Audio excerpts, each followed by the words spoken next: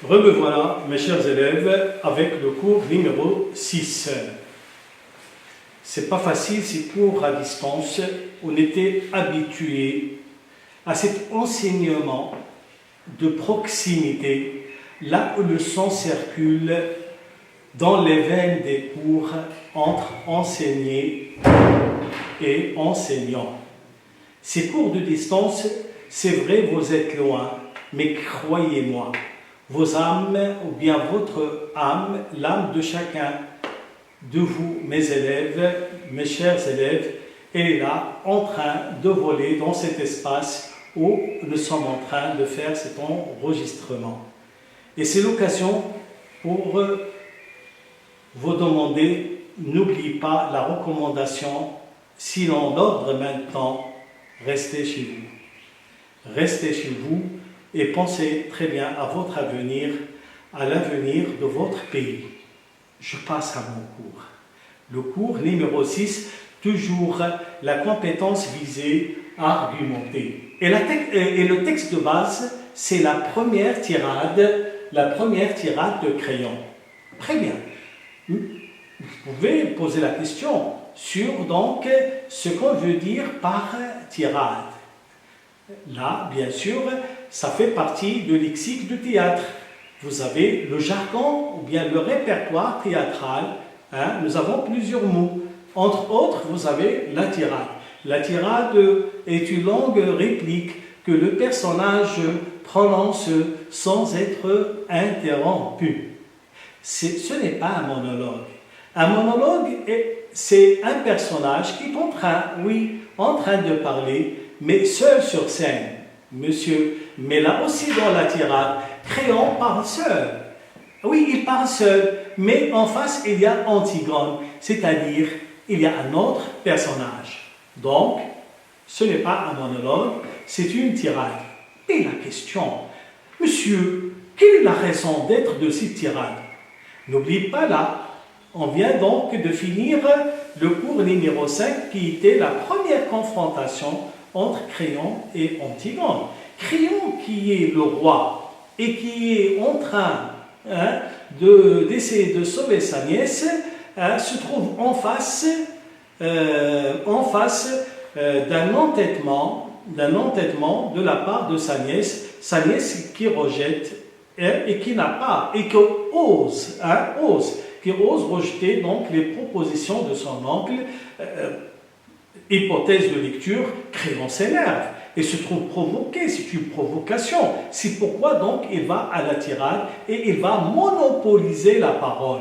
Et il va parler, il va dire, il va s'extérioriser, il va donc dire ce qu'il a, donc ce feu qu'il a dans son intérieur. Donc il va donc s'exploser, il va s'extérioriser, donc il va donc parler, donc dans ce texte appelé tirade. Là, un bref rappel sur le lexique avant de passer au contenu de la tirade. Vous avez donc les didascalies, là en parlant de lexique, les didascalies, ce sont les indications signées qui renvoient bien sûr à quoi? Qui renvoient au décor, qui renvoient au costume, qui renvoient à la voix. Donc là, ce sont les didascalies. Nous avons la tirade, on vient de le dire, c'est une longue réplique qu'un personnage prononce sans être interrompu. Un monologue, un personnage seul en train de parler, de dire ce qu'il a à l'intérieur, il est en train de transmettre au spectateur donc ce qu'il a comme souffrance, ce qu'il a comme angoisse, ce qu'il a comme rage à l'intérieur. Donc il parle pour calmer, pour essayer d'adoucir ce qu'il a comme souffrance à l'intérieur. Après vous avez donc l'aparté, vous avez une réplique que le personnage prononce à voix basse. Un personnage qui se retire des autres personnages et qui parle à voix basse.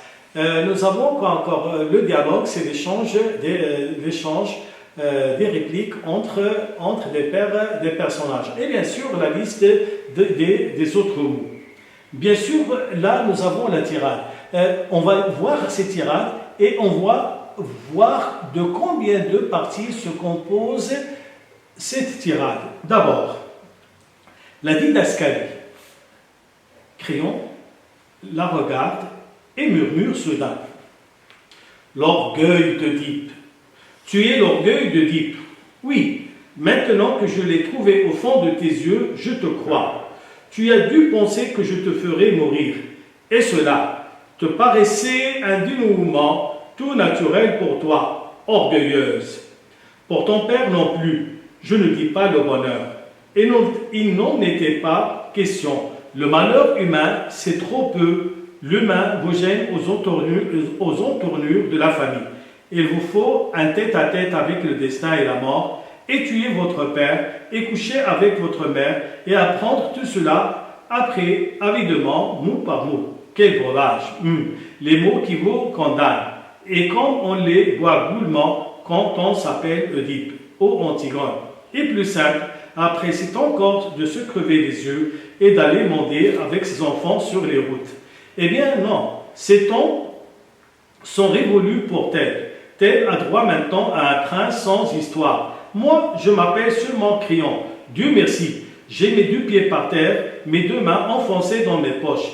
Et puisque je suis roi, j'ai résolu avec moins d'ambition que d'empire de m'employer tout simplement à rendre l'ordre de ce monde un peu moins absurde, si c'est possible. Bien, donc jusque-là, vous avez Créon. Créon, donc, il attaque Antigone. Hein, et il a commencé à tuer l'orgueil d'Oedipe. On a déjà vu dans l'un des cours que l'orgueil est un thème qui est répété plusieurs fois donc, dans la pièce d'Antigone. Et cet orgueil, selon Créon, Antigone l'a hérité de son père. Et elle a employé « tu es l'orgueil d'Oedipe ». Oui, tu es l'orgueil. Elle a répété, c'est-à-dire là l'emploi anaphorique de mots, c'est pour insister. Et elle a même dit orgueil, orgueilleuse. Et elle a utilisé à la fois le nom et elle a aussi utilisé donc l'adjectif pour insister sur ce caractère orgueilleux de personnage. Et pourquoi? Parce que on vient de voir dans le cours 5 que Antigone, elle a donc elle a rejeté donc ses propositions. Donc c'est pourquoi donc il la qualifie d'orgueilleuse. Oui, pour l'attaquer, pour l'attaquer. Donc, et pour l'attaquer encore davantage, qu'est-ce qu'il a fait? Il a donc rappelé donc le mythe d'Oedipe, hein, pour l'attaquer. Il a utilisé quoi? Là, nous avons quelques expressions, l'emploi de quelques phrases qui rappellent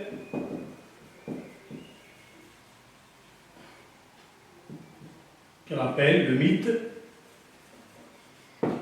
d'Oedipe.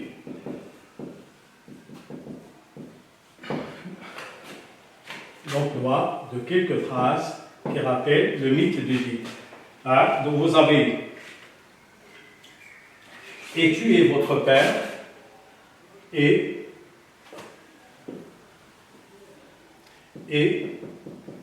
tuez votre père et couchez avec votre mère. Et tuez votre mère,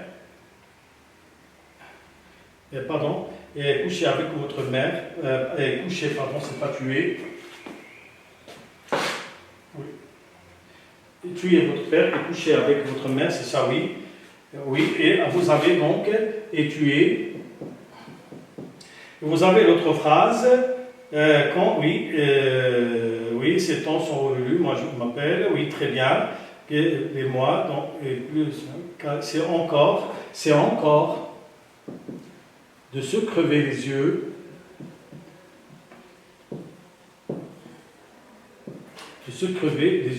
et d'aller mendier jusqu'à donc la fin de la phrase. Donc ces phrases-là rappellent, on a dit, le mythe d'Oedipe. Le mythe d'Oedipe, d'accord, vous le connaissez le mythe, donc ce mythe d'Oedipe. Vous avez donc l'histoire mythique. Hein, je ne vais pas donc, vu l'étroitesse du temps, je ne vais pas donc la répéter, mais vous avez donc Oedipe, il a tué son père et il a couché avec sa maman. Il a donc, lorsqu'il a tué son père, on a dit Oedipe est un personnage parricide. Et lorsqu'on a dit coucher avec sa maman, Oedipe, un personnage incestueux.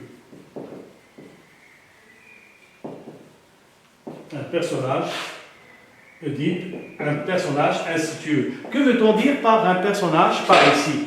Un personnage parricide, c'est-à-dire, vous avez un mot qui est composé de deux racines, parricide, c'est-à-dire le père, et cide, tuer. Donc le tout égal, tuer son père. Et vous avez un personnage incestueux, c'est-à-dire il a commis l'inceste, le fait de se marier avec sa maman. Donc la question maintenant, pourquoi pourquoi cette méchanceté de Créon? Créon, il est méchant de dire ça. Mais le problème, c'est quoi? Face à cette méchanceté, nous avons la fermeté d'Antigone. Antigone, elle est ferme. Antigone, elle est calme. Antigone essaie toute cette histoire. Et maintenant, ce qu'il cherche, c'est quoi? Il a un seul but, c'est d'aller vers cet enterrement comme moyen. Nous allons voir à la fin comme moyen pour arriver à sa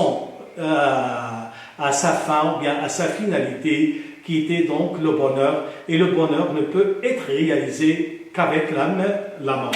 Bien, donc nous allons continuer, mais je ne vais pas donc lire toute la tirade, parce que faute de temps.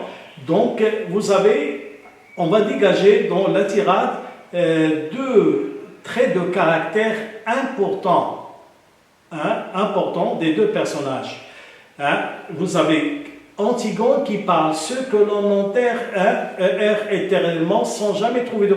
Et il est en train d'utiliser un jargon commun qui est ascientifique, qui ne tient pas debout.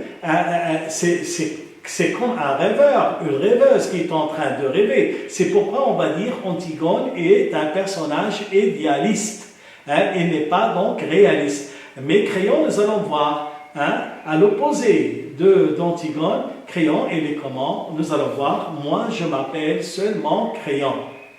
C'est-à-dire un personnage réaliste. Moi, je m'appelle seulement Créon. Et vous avez l'adverbe seulement. Seulement traduit quoi? La modestie, l'humilité. Un homme qui est modeste, un homme qui est humble. Un homme modeste, un homme humble. Seulement Créon. C'est-à-dire je ne m'appelle pas Oedipe. Je ne m'appelle pas Antigone. Les deux égale orgueil. Moi, je m'appelle Créon. Égale modestie et humilité. Je m'appelle seulement Créon, Dieu merci, d'accord? J'ai mes deux pieds par terre, mes deux mains enfoncées dans mes poches. J'ai mes deux pieds par terre, mes deux pieds par terre, et mes deux mains enfoncées dans mes poches. Là, donc, des phrases qui montrent que le personnage, il est réaliste. Bien, je saute là pour arriver à la deuxième partie de la tirade. Bien sûr, là, Créon, il est méchant, il essaie donc d'agresser même, il est agressif, il a adopté un comportement agressif contre sa nièce. Nous avons la deuxième partie de cette tirade. Là, il va adoucir son ton, c'est-à-dire le ton vocal, le ton. Il a commencé par un ton provocateur au départ, donc provocateur. Après, donc, il va utiliser un ton gentil. Non provocateur. provocateur. Vous avez un temps provocateur, un temps qui est donc, bien sûr, un temps provocateur, pardon, là où il y a de la provocation. Il y a même il y a de la violence dans les paroles. Donc, je répète, la provocation est là dans l'emploi des phrases qui rappellent le mythe d'Oedipe. Et tuer votre père et coucher avec votre mère. C'est encore de se crever les yeux et d'aller mendier. Là, l'histoire, j'ai dit, vous la connaissez. Là, donc, alors, vous avez alors, là aussi, pour passer de la partie 1 à la partie 2 de cette tirade, il a utilisé le connecteur logique de conséquence alors. Alors, quoi? Et toujours le verbe écouter. Écoute-moi. N'oubliez pas donc, dans le passage, ou bien dans le dialogue, la première confrontation entre lui et entre Antigone et lui, il a utilisé donc la même expression, le même rythme. Alors, écoute, écoute-moi. Tu es Antigone. Tu es la fille d'Oedipe, soit, mais tu as 20 ans. Tu as 20 ans, il n'y a pas longtemps encore de cela. Oui, ce serait génial, ce serait réglé par du pain sec et une paire de gifles. Regardez bien, dans la phrase, vous avez une petite information sur l'âge d'Antigone. Et cette information, elle n'est pas donnée par le prologue, dans le texte de prologue. Au départ, dans la scène d'exposition, mais il est donné là, dans cette tirade par crayon. Antigone, elle a 20 ans. Elle est jeune, elle a 20 ans. Elle est la fille, regardez bien, elle est la fille d'Oedipe. Soit, mais tu as 20 ans, mais. C'est-à-dire quoi? Elle a employé soit. C'est-à-dire quoi soit? C'est-à-dire d'accord. Mais, c'est-à-dire, elle a utilisé la concession. Oui, il est vrai que tu es la fille d'Oedipe. Mais, c'est-à-dire donc, bien que tu sois la fille d'Oedipe, c'est la leçon de la concession avec laquelle je vais terminer les cours d'aujourd'hui. C'est la concession. Et on va donc étudier cette phrase aussi. Donc, bien, vous avez écoute et vous avez là grossi, des verbes qui sont employés à la forme impérative. Vous avez écoute.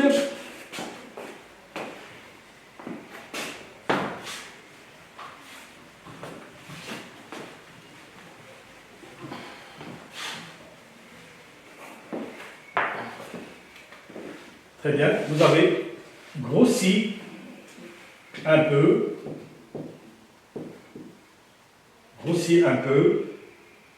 plutôt, pour faire un gros garçon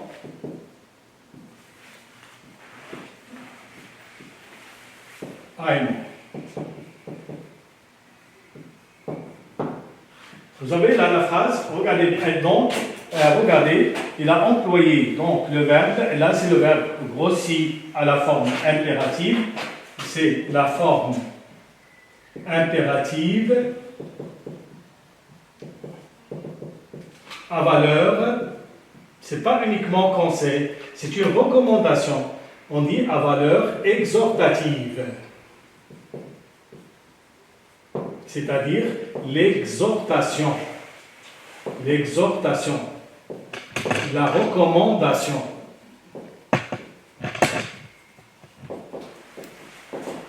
La recommandation. Et il a utilisé là, regardez bien, grossir un peu plutôt, pour faire un gros garçon. Regardez bien là, un gros garçon. Vous avez l'adjectif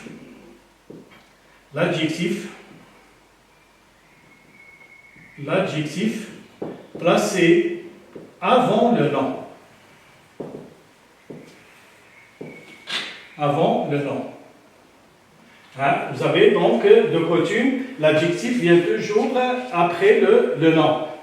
Dans la règle grammaticale, en parlant de l'adjectif et de nom, on dit l'adjectif s'ajoute au nom. Mais là, on a l'opération inverse. Ou bien l'opération contraire, on a l'adjectif qui est placé avant le nom. Gros garçon. Cela veut dire quoi? Ce n'est pas gratuit. C'est-à-dire que le Créon, qui est donc l'auteur de la tirade, il veut nous transmettre un message, lequel un gros garçon, il n'a pas dit un garçon gros. Donc cela veut dire qu'il ne vise pas donc cette grosseur physique, mais la grosseur morale. C'est-à-dire, adjectif placé avant le nom, donc l'adjectif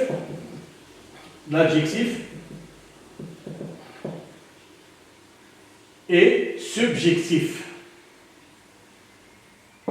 et n'est pas objectif. Lorsqu'on dit un garçon gros, c'est-à-dire c'est le sens matériel, c'est le sens objectif. Là, vous avez donc, il est placé avant, donc c'est l'adjectif donc à sens moral, ou bien à sens subjectif.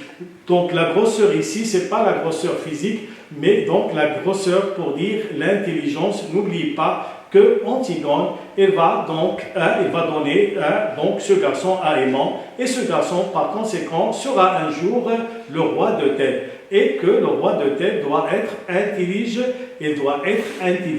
C'est pourquoi il lui a demandé grossi, parce que n'oublie pas grossi, c'est pas donc cette grosseur, grossi un peu. Pourquoi grossi un peu? Parce que Antigone est déjà présentée dans la scène d'exposition comme une fille qui est maigre. Là, vous avez donc la maigreur.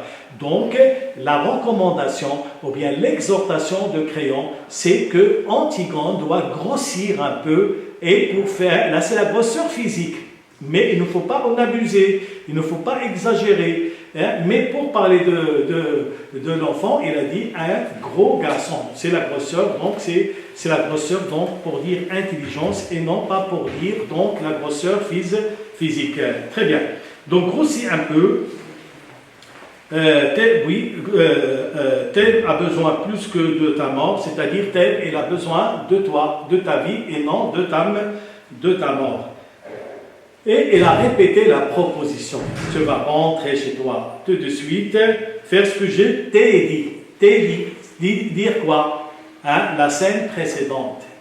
Dire que tu es malade, que tu étais malade, que tu ne t'es pas sorti depuis la veille, et que la nourrice disait la même chose. D'accord?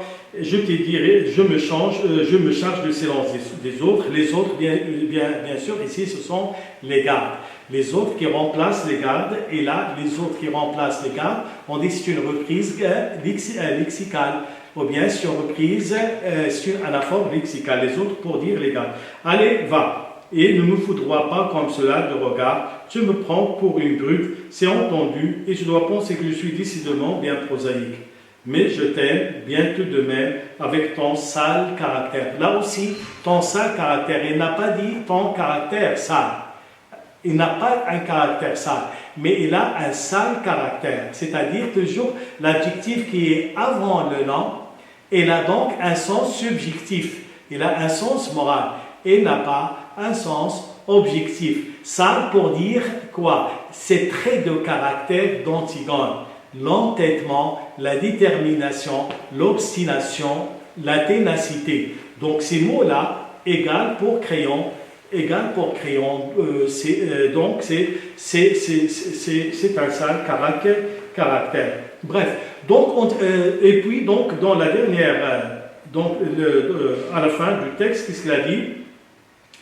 Je t'aime bien avec ton sale caractère. N'oublie pas que c'est moi qui t'ai fait cadeau de ta première poupée. Il n'y a pas si longtemps. Antigone ne répond pas, et elle va sortir et l'arrête. Donc, qu'est-ce qu'on a pu retenir de cette tirade? Vous avez donc Créon, donc ces stratégies persuasives, on n'a dit pas convaincre, persuader, donc il a recouru à quoi? À des arguments qui visent donc à toucher le côté émotionnel et le côté donc sentimental, surtout dans la deuxième partie.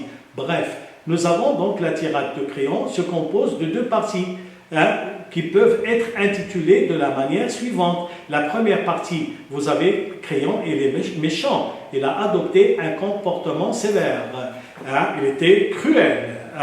Surtout lorsqu'il a donc provoqué Antigone, lorsqu'il a rappelé donc l'histoire de son père.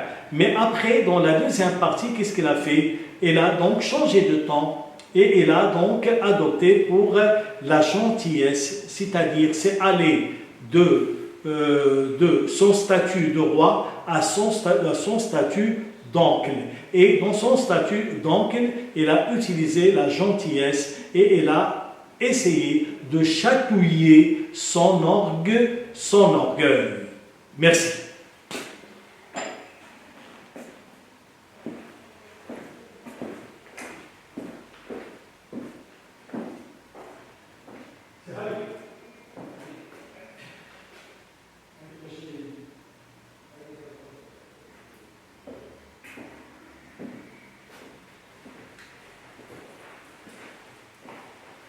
Ça coupe ça.